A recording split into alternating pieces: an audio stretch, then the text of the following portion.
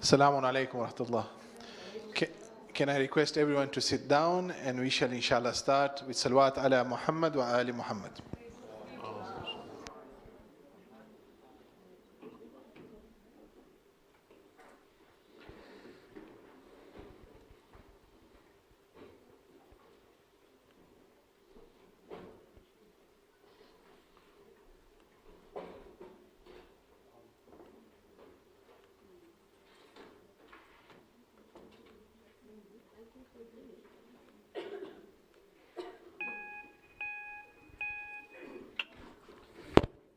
بسم الله الرحمن الرحيم لا حول ولا قوة إلا بالله العلي العظيم الحمد لله رب العالمين وصلى الله على سيدنا ونبينا أبي القاسم المصطفى محمد وآله الطيبين الطاهرين لا سيما بقية الله في الأرضين أجل الله تعالى فرجه الشريف اللهم أخرجني من ظلمات الوهم وأكرمني بنور الفهم اللهم افتح علينا أبواب رحمتك وانشر علينا خزائن علومك برحمتك يا أرحم الراحمين.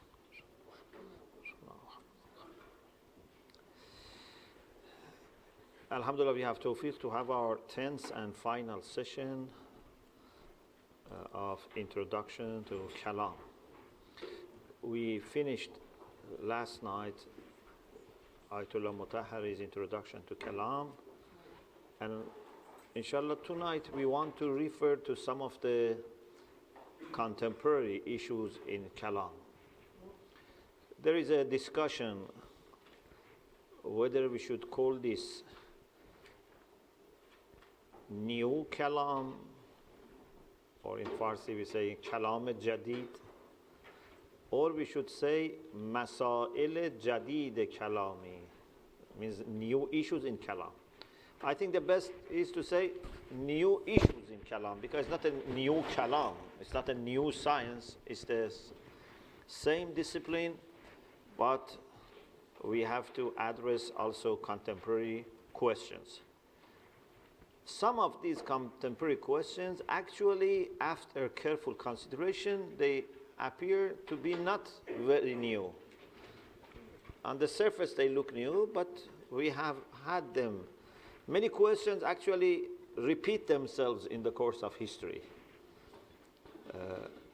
Some philosophers believe that every philosophical issue is indeed something that goes back to the time of Plato and Aristotle and Socrates, and they say all philosophies are like footnotes on early philosophy. In any case, this is the same discipline of Kalam, but we have to deal with these issues. Alhamdulillah, in the Hawzas, like Hawza of Qom, we have people who specialize in Kalam, we have institutes for Kalam, we have journals for Kalam, many dissertations on Kalam, so it's a very now vital and vibrant, alhamdulillah, field of study.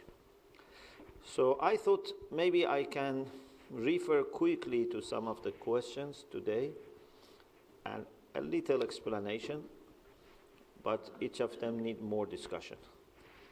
In 2007, I had a course in Islamic Center, which is available online, about contemporary issues in Islamic thought.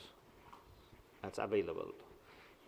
We talked about, for example, religion and freedom, reason and religion, about feminism, secularism, pluralism, interfaith. So that course is available online. One of the issues is, what is religion?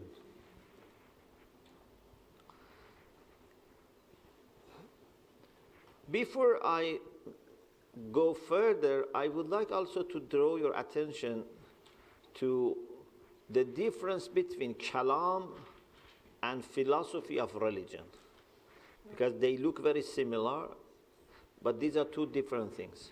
Philosophy of religion is a rational study of religions without necessarily adhering to any religion. A philosopher of religion maybe have no religion. And maybe they have religion. And normally, in philosophy of religion, the approach is external approach. And they look at religion from outside. And they deal with different religions at the same time. So for example, they talk about Islam, Christianity, Judaism, Hinduism, Buddhism, from an external perspective. And if you go deeply into the discussions, you see their main focus is on two things. Whether religious claims are meaningful or not. Secondly, whether they involve contradiction or they are consistent. Because from outside, there is not that much you can do. You just can say, okay, we have a quick checklist. This idea doesn't make sense. This idea, for example, is self-contradictory. But they cannot really discuss further because it's external view. They are not talking about, for example, this religion is correct or that religion is correct. In philosophy of religion, they have raised issues that now a Muslim or Christian mutakallim theologian has to address. So if you open a book on philosophy of religion and open a book on contemporary issues in science of Kalam, you find the topics very much overlap. But the approach is different. The approach is very much different. In Kalam, we are trying to either explain or argue for or defend religious position. You remember I told you in the first session, Kalam has three major tasks. Either wants to explain concepts. What is Isma, for example? What is Wahy? Or argues for their truth, or if there are objections, tries to defend against objections. But philosopher of religion may not have any of these concerns. They just want to address this and explain things from their perspective. So, one of the issues which is very much discussed is what is religion? Maybe in the past, mutakallimin didn't need to talk about this, what is religion, because mutakallimin were talking about Islam, and they didn't need to talk about other religions, let alone to talk about things that are not religions, But nowadays, they have to discuss what is religion.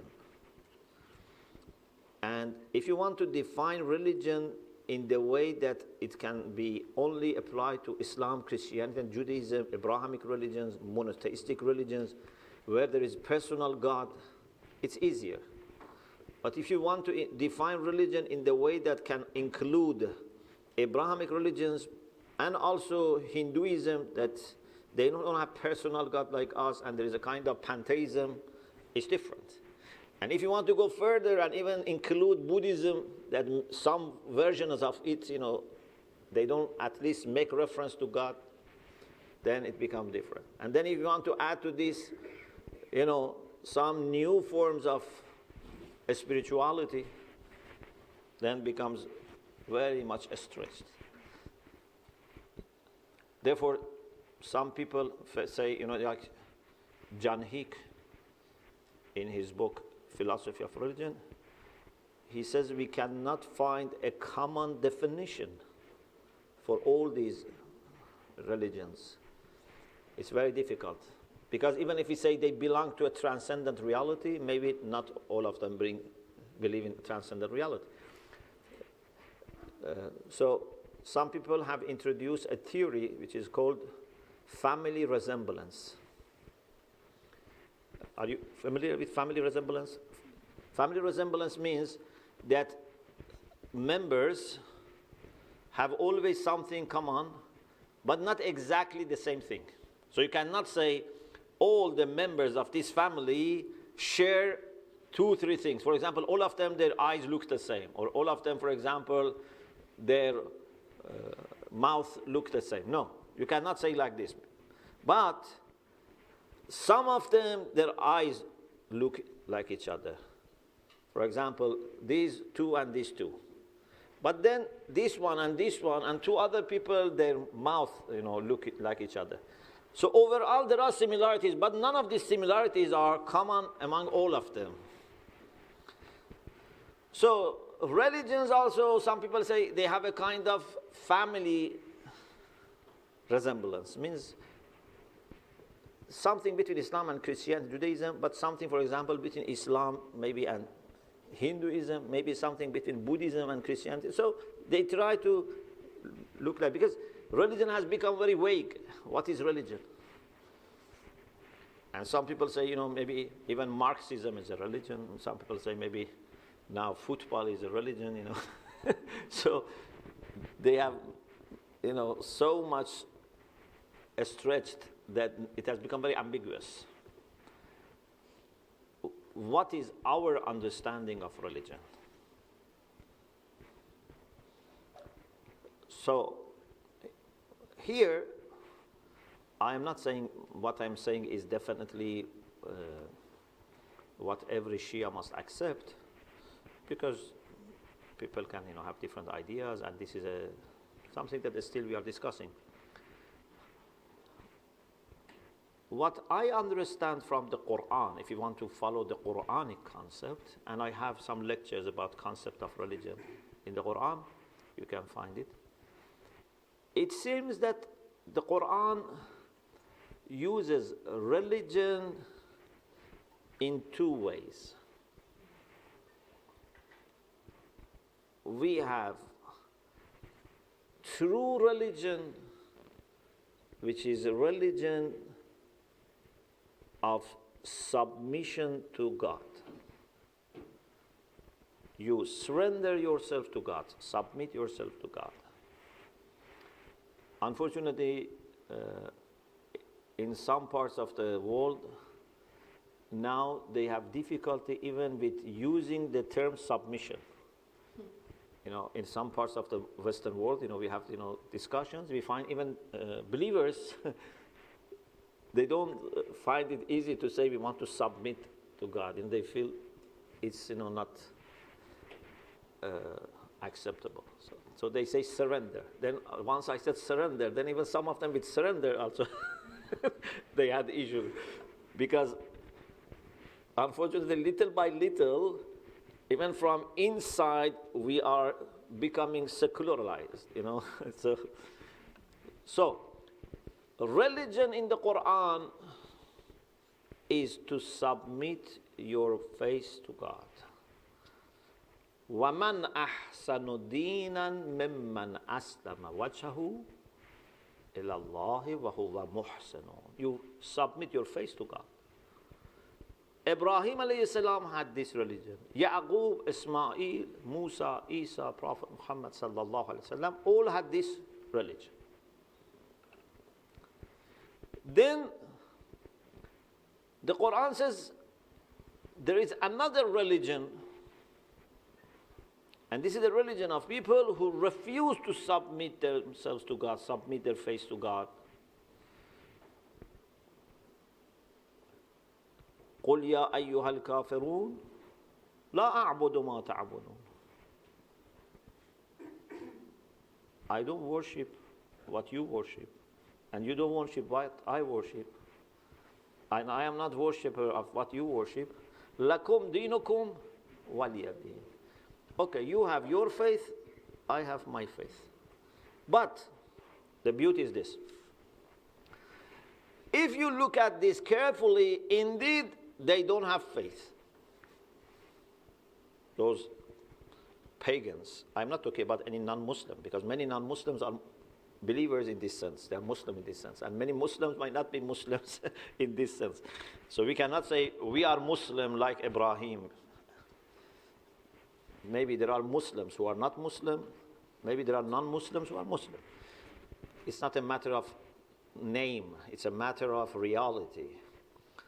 But there are some people that they claim they follow religion. For example, the pagans, like Abu Lahab.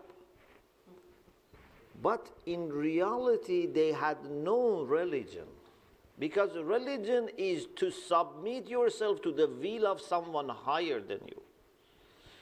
But if you use something to justify your own selfish desires, you look like a religious person, but you are God of yourself.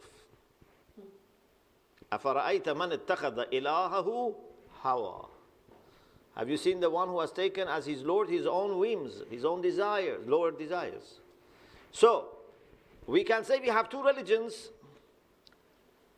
Religion of the truth and religion of falsehood.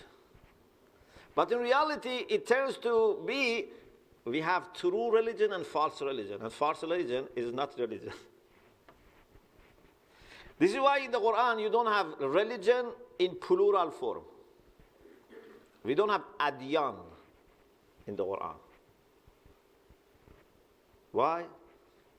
Because either you submit to absolute truth, or you say, I am the absolute truth. Many people say, I am the absolute truth. Everyone should, work for me. Everyone should serve me. I do what I like, but you must, serve me. Means you are center of this religion. You are the God of this religion. So, a true religion must be built around God, who is absolute truth, absolute beauty, absolute knowledge. And people, by getting closer to this absolute truth, which means what?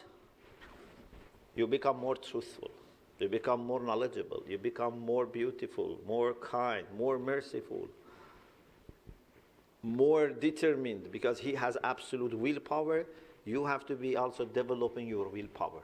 So getting closer to God means that you become more and more godly. This is religion. Otherwise, you are just, wasting your time maybe. That you think you are worshipping an idol or whatever, but you are not making any progress. The next question is, how religion started? Some people say religion started because people were ignorant. They didn't know how to explain things, and they attributed everything to God. Yeah? For example, they didn't know how rain comes. They said God is sending rain. They didn't know how a child is born. They said, God has given me a child. When people were ignorant, they attributed everything to God, and they made this a religion. But little by little, philosophy, and then after philosophy, science took place of religion. We don't need religion. Religion is caused by ignorance. Or some people say religion is caused by fear. People who are fearful, they are afraid of, punishment and, going to hell. They worship in order to get some security. Or some people say religion is created by rich people and powerful people to deceive poor people and, tell them, don't uprise, don't do anything, be patient and you will have heaven. Let us, use you, enslave you, you will have, heaven.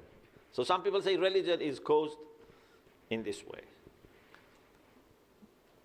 Our answer is, it is true that maybe some people out of jahl, they have gone to religion.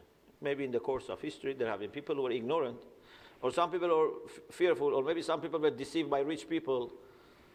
But it's not that religion as a whole is result of this. If you look at prophets, messengers, imams, holy religious figures, you find actually these are not fearful people. You find someone like Rasulullah, he was the bravest of the brave. Amirul Mu'minin alayhi salam, with all his bravery, no one doubts Ali's bravery. But what does he say in Nahjul Balagha? He says, "Kunna idha ahmarra al-ba's ittaqayna bi Rasulillah." When the fight was very fierce and very severe, we Muslims used to take shelter, with the Prophet. Ittaqayna bi Rasulillah means Rasulullah was the closest person to the enemy. Such a man has no fear. Amirul Mu'minin has no fear. He has no kind of shield on the back, because he said, I never, turn my back to enemy. I don't need. So, you cannot say these people worship God because they are fearful people. If all people of the world, fight them, they have no fear. Or you say, they were deceived by rich people. Can anyone who reads Nahjul Balagha, especially Nahjul Balagha, can anyone who reads Nahjul Balagha think that Ali is a spokesman for powerful and rich people and tries to tell people, to obey him? Nahjul Balagha is the book of justice. Social justice is actually a kind of revolutionary book to some extent. And Ali alayhi salam, in his 5 years of caliphate, he was very much against any favoritism, any misuse when it comes to power or money or whatever. The same prophet, all the prophets, imams, all religious, really true religious people, they never took the side of the tyrants. They never took the side of the, people who are only interested in money. And when you say ignorance, yes, maybe some people were ignorant, but you know that religion is more observed by actually scholars and scientists. Quran says those who have knowledge are expected to have more commitment. إِنَّمَا يَخْشَى اللَّهَ مِنْ عِبَادِهِ الْعُلَمَاءِ. Ulama have fear of awe towards God. Ulama. Or Allah in the Quran mentions ayat, signs, and then He says, وَمَا يَعْقِلُهَا إِلَّا الْعَالِمُونَ. Only alimun, those who have knowledge, can understand properly these ayat. You see, Islam did not make people of Arab Peninsula ignorant, illiterate, ask them, to be, ignoring science. No, actually, Islam took people who had no literacy, no knowledge, no library, no school. So quickly, Islam turned these people into pioneers, even in empirical sciences, even in chemistry, in physics, in optometry, in many astronomy, and in mathematics, in philosophy. There was a time that the most precious work you could do in Europe was to read books of Muslims and explain to other people what Muslims have said about medicine or about science. So religion is not something which is caused by ignorance. And then if you study further, you realize actually God was not something to replace natural explanation. Science explains how. And religion explains why. They never conflict. How does rain come? Science explains. But why rain comes? What is the cause of this? And what is the purpose of this? This is you learn from religion or philosophy, not from science. Science can only tell you the procedure, the process. How, but not why. So there is no kind of conflict here. Another issue in contemporary discussions about Kalam is what religion offers. It's a big question. Intizar as din. What do we expect from religion? Some people say, we expect from religion only the things that we ourselves cannot deal with. For example, they say, we don't expect from religion to tell us how to build roads and bridges. We don't expect religion to tell us about medicine and diet. Now they come further. We don't expect religion to tell us, how to run our economy. They come further. We don't expect religion to tell us, how to avoid crimes. Because all are discussed by social sciences. We don't need religion to tell us how to run our government and make laws. Okay, so where do you need religion? Only on prayer mat. Only in the corner of masjid or church, we need religion, because that is the only thing that our sciences and human experiences cannot help with. But some people even don't let this to remain for religion. Now we have spiritualities without religion, spirituality without God. Even this, they try to say we don't need religion.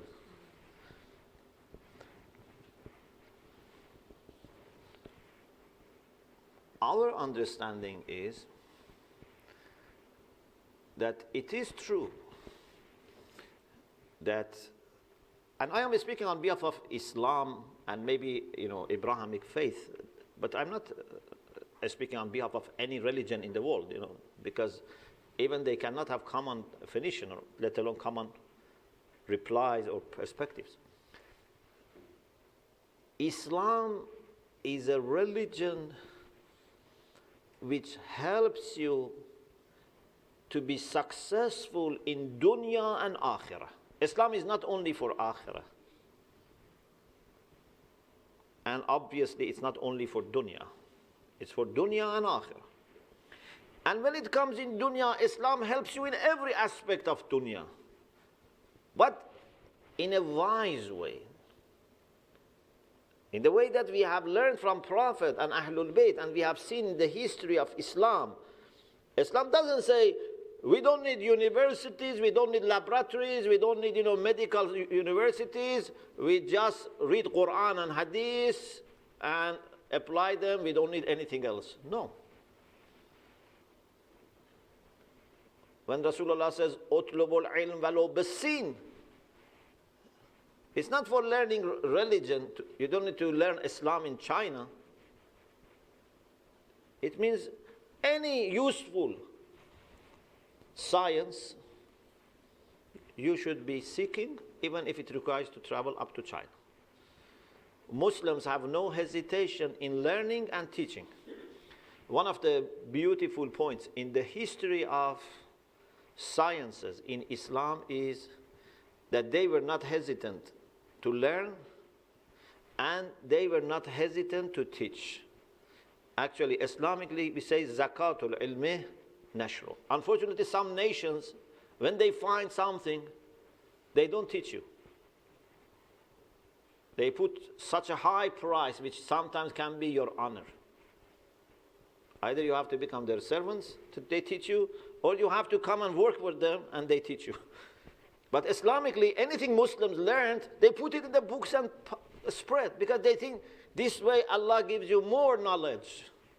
You cannot have monopoly over knowledge and, charge them the price of their life or honor or dignity, or say, you give us, everything that you have so that we teach you a little. Knowledge belongs to humanity. Wisdom belongs to humanity. Any good human being would share what is useful with fellow human beings. So, as Muslims, we are happy to learn any human development in science, in technology, but we believe that Islam has a package for life. Even a scientist can benefit from Islam. A medical doctor, nurse can benefit from Islam.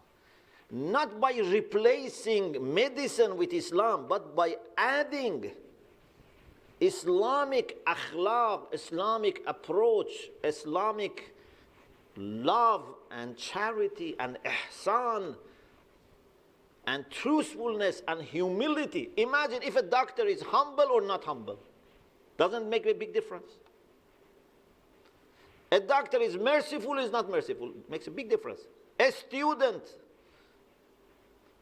if has good akhlaq, has a big difference. Let alone politicians. If politicians have good akhlaq, if they feel that they have great responsibility before God, and for every decision they have to answer God, it makes a big difference. So, we believe that religion is not only for worship. Or if you say religion is for worship, we say, okay, but we don't worship God only in the mosque. We worship God in every place. We worship God in our shop. We worship God in our market. We worship God when we are driving, when we are washing, when we are, in parliament. If you mean religious worship, you say, okay, so then we worship God everywhere.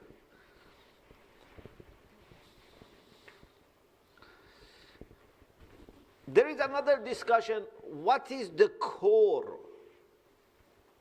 or shell of religion?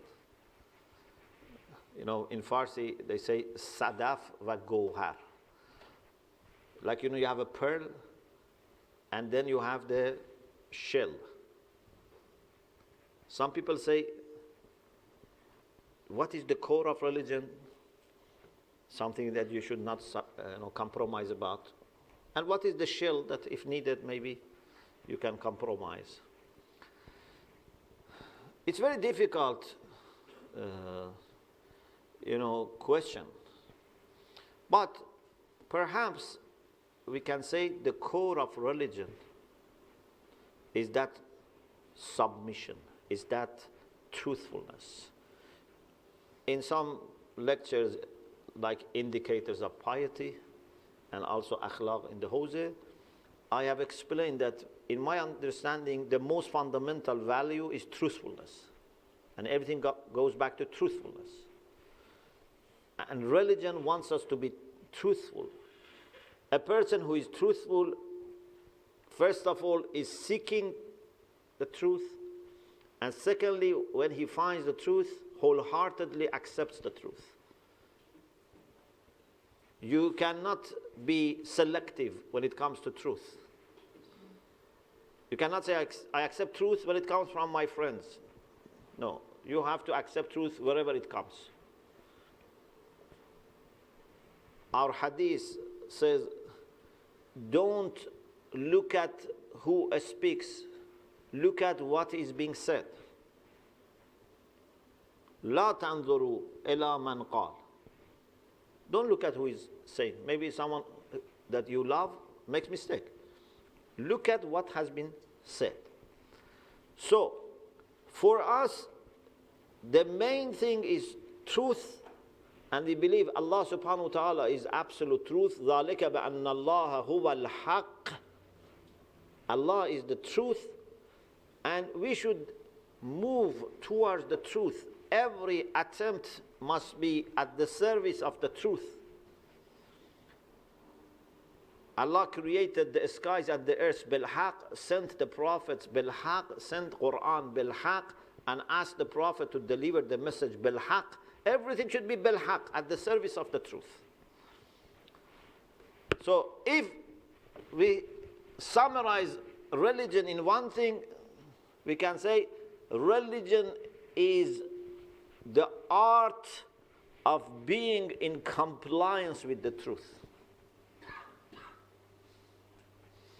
And now you can appreciate what we have about Amirul Mu'mineen. Aliyun ma'al haq wal haqqu ma'a Ali. If you have only one concern in your life, and that is to follow the truth, then you can reach the point that people, by looking at you, can understand what is true. Because you have not had any aim other than the truth. So you become like an indicator of the truth for other people. This is what a Muslim should be. A Muslim tries to find the truth and then show other people the truth. Like a compass. Yeah. If you take a compass, like Qibla Nama, we say, yeah? If you take it and go to another room, the arrow first takes a little time to find the directions, and then points at, for example, north or Qibla. I believe a mu'min is like this. You take a mu'min from, for example, Middle East or Africa or any part of the world, and bring it to the West. Maybe for a few days is observing what centers are here, which people are here, which scholar. It takes time going around. Then find the best people to associate with. And then people, by looking at this person, can find out what direction they should have. A mu'min can never be in vacuum. You cannot be a mu'min and be on your own. You have to always find your awliya. Yeah? Your awliya you have to find. Another issue is, what is the language of religion? This is a very important topic today. Language of religion. Some people say religious language is just symbolic. These are just symbols. They don't indicate necessarily the truth. They're symbols. They say, because they are symbolic, you don't expect them to be completely truthful or in compliance with science. Maybe you find in a religious text something against science. Maybe you find something against, I don't know, logic or reason. No problem. You just try to get this gist of it, the core message of it. Don't be literal. Symbolic. And sometimes, they say, for example, Allah talks about heaven and hell. Just, this can be symbolic. The story of Adam can be symbolic.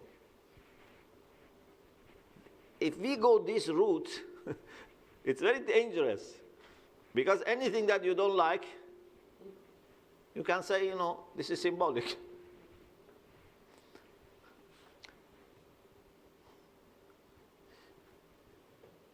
There is a very important question here.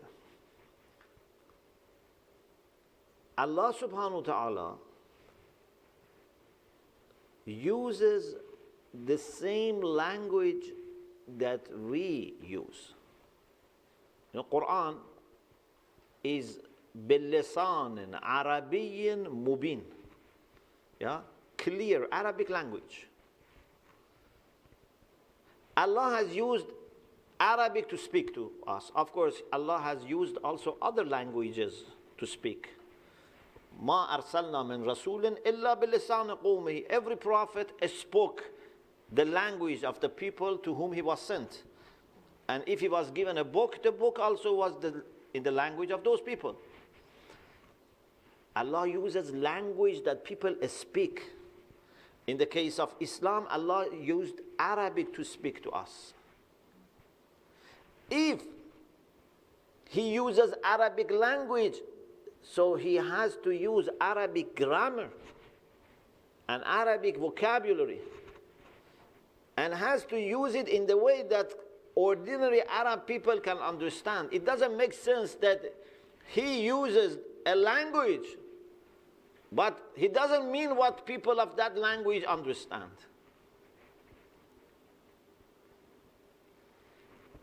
If there is an exceptional case that we know this means differently, that's exception. And there must be evidence. For example, Allah says, جَاءَ رَبُّكَ وَالْمَلَكُ صَفًّا صَفًّا.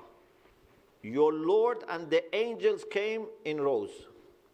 Okay, we know that your Lord came doesn't mean that Allah came from a far and remote place to a near place. Ja'a means Ja'a amru rabbika, because we know that Allah doesn't move from one place to another place.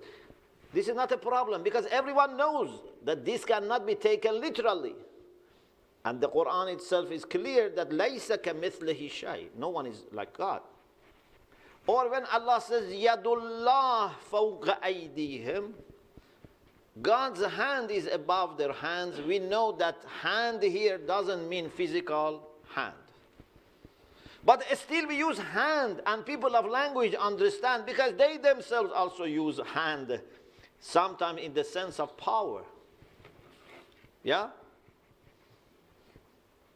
You cannot use something else because in that culture they use hand for power. You cannot say Allah's hair is above their hair. You have to say Allah's hand is above their hand. Yeah? Or can I say Allah's nose is above their nose? No. Hand, although is used here, not literally, but it's according to the language. Actually, some ulama, I don't want to go into that discussion in Usul al-Fiqh, we said that actually some ulama believe that even in metaphoric language, we use it literally. You know, Sakaki has this opinion, and some of our ulama have accepted, that when we say, for example, I saw a lion, and I mean brave man, some people say lion means brave man, but some ulama said, no, lion means lion. And the whole beauty is that you use lion in the sense of lion, but you mean lion has two types of cases. An animal or a human being who is brave. Anyway, we have to speak according to the language that people are speaking. We cannot create our own language. So, language of religion has to be the same language that people understand, but when it comes to Allah subhanahu wa ta'ala, or some concepts which are transcendent, you have to be very careful. You must be careful not to liken Allah subhanahu wa ta'ala to physical objects. You must not liken Allah subhanahu wa ta'ala to a human being and think that he is a superhuman being, or he's a human being in the sky. Therefore, we have this concept of tanzih. We say Allah is knowledgeable, but not like our knowledge. Yeah, his knowledge is not by, learning, asking questions, reading, putting evidence together, thinking. He doesn't have mind like us. He doesn't use concepts like us, but he has knowledge. What is the core of knowledge? He has it. He has life, but his life is not like us. His life is not based on eating and drinking and reproduction and breathing, but he has life, means he has understanding, he has power, he has will. So this is about the language of religion. We have issue of pluralism. We believe that there is certainly diversity, plurality of religions, in the sense that people have different beliefs. We also believe that it's possible that different religions and different religious claims have some element of truth. It's not that only one religion has 100% truth and anything else is 100% false. Even inside the same religion, people can have different portion of truth. Maybe some Muslims disagree with each other. It's not that every Muslim or every Christian, has the same share of the truth. What is important is, in order to have chance for salvation, at least some level of truth, some basic truths must be there if you want to have salvation in the sense of going to heaven. The Quran says the basic truths that you need to have for salvation is man amana billahi wal yawm al akhir wa amila salihan. If you believe in one God and in the hereafter and do righteous deeds, then you can go to heaven. You can be a Muslim, you can be a Christian. What is important is that between you and God, you must look for the truth. You must search for the truth. You must surrender yourself to the will of God. Maybe you are a Sunni or Shia. Maybe you are Christian or Muslim. What is important is that Allah looks into the heart of people and finds that heart either is looking for the truth or is biased, is humble or arrogant. So, this is why we believe that maybe someone is not aware and does not believe, but can be excused. We have two types of jahl. Jahil qasir, jahil muqassir. Sometimes a person doesn't know, but he couldn't know. Sometimes a person doesn't know, but he could know. These are not the same. If you want more in discussion about divine justice, Ayatollah Mutahari has discussed, and we had also a course on that. I wanted to talk about meaning of life, about religion and reason, religion and akhlaq, religion and science, but time is over. But I think we gave a little introduction to these topics.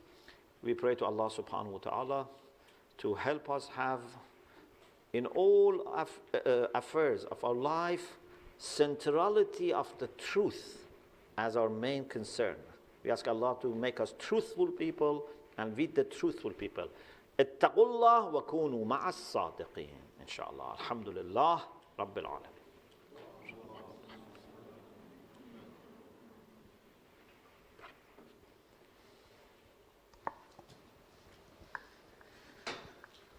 Hassan, thank you very much, Sheikhna, for that excellent session. Thank you. We'll now break for Q&A.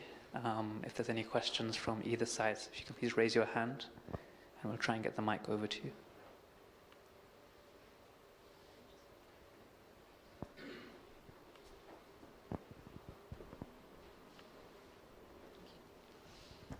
Assalamu alaikum. Assalamu alaikum. You said that the language of religion has to be that which people can understand easily.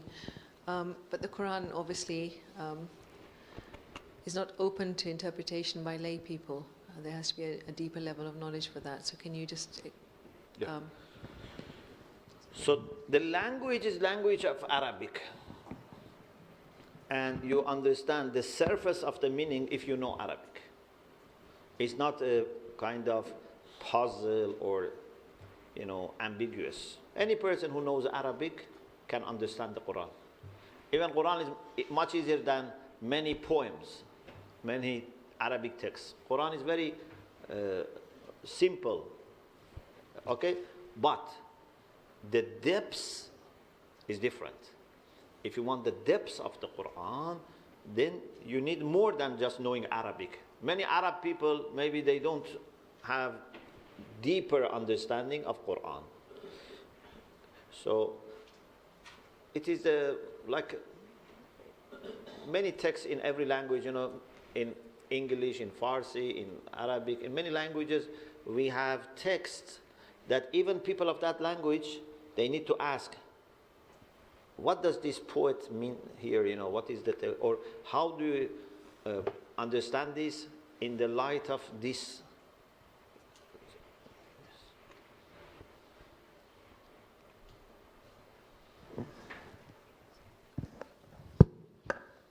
Any questions from the gent side?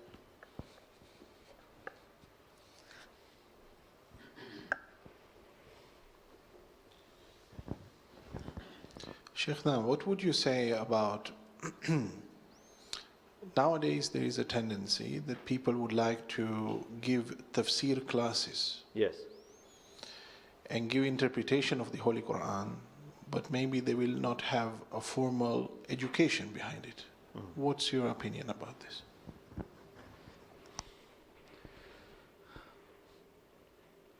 If they just read books of tafsir and they can understand, because even understanding books of tafsir is not easy. Who can say, maybe in whole London we have only few people who can understand Al-Mizan. It's not that everyone can understand Al-Mizan, But if someone reads tafsir and can understand tafsir, and say to people, I am not mufassir, I am not doing tafsir, I just share with you what I understand from this book. This is good. A humble person says, I share with you what I read. But if someone says, no, I give you tafsir, you cannot do tafsir. Even Imam Khomeini, when he was doing tafsir of Surah Hamd, maybe you have seen, or it's also available in English as a text. He made it many times clear that I am not able to do tafsir. He said, this is just a possibility. I can say, maybe this means this. Even he says, I am not able to do tafsir. Tafsir is not easy. But we can read book of tafsir, we can discuss, we can try to we can reflect, but never say, this is the meaning of the ayah. Definitely ayah is telling this.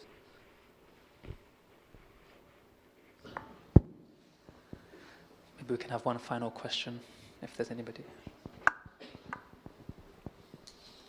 Assalamu alaikum. Assalamu alaikum. You talked about Deen and Adnan, and there's just Deen. Is it because there's only one true religion?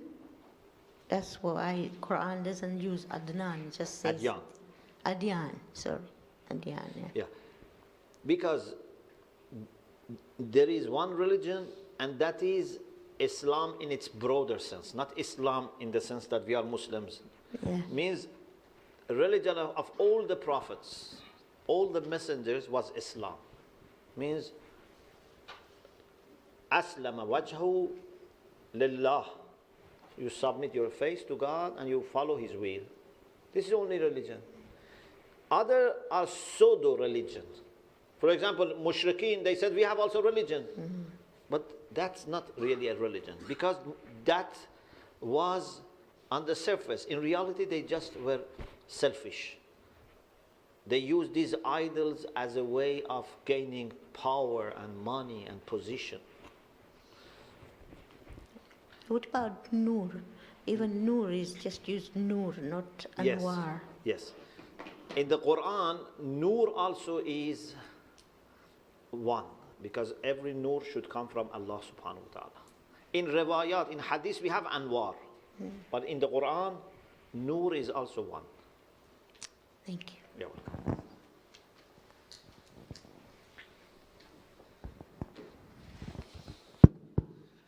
Thank you very much, Sheikh. You're welcome. Even though all the classes were excellent, I think maybe Sheikh saved the best one to the last, which was very nice. Thank you. We want to take a short break. We know yesterday Sheikh started the fiqh class about taqleed and marja'iyat. We're all very enthusiastic to keep listening to that. So if we can just keep it to 5-10 minutes. There's tabarruk and chai urns on both sides. So please help yourselves. Inshallah, 5-10 minutes we'll come back.